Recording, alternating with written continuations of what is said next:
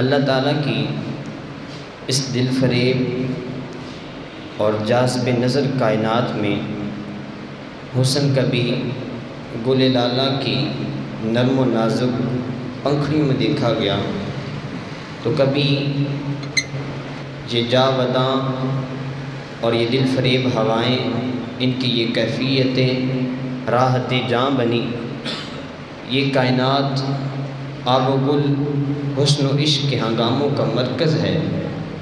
کہیں صحراؤں کی خاموشیاں ہیں تو کہیں سبزہ زاروں کا پھیلاؤ ہے، کہیں سمندروں کا بہاؤ ہے تو کہیں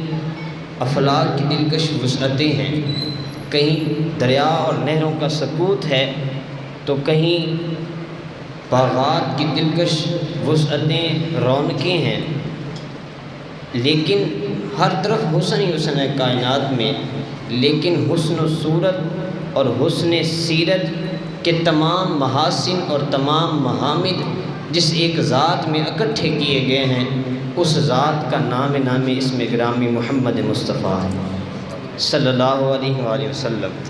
حضور علیہ السلام کی ذات کے اندر تمام حسن جمع کر دیا گیا ہے، اور اس خاکدان ہستی میں، اس کائنات میں ازل سے لے کر ابد تک کوئی بھی حضور جیسی مثال ملنا ناممکن ہے۔ حضور جیسی کوئی مثال ملی ہی نہیں ہے۔ وہ کمال حسن حضور ہیں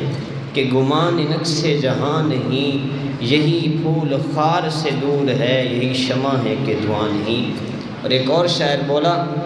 وہ کہنے لگا کہ ہے تیری شکل کتنی پیاری یا رسول اللہ، ہے تیری شکل کتنی پیاری یا رسول اللہ،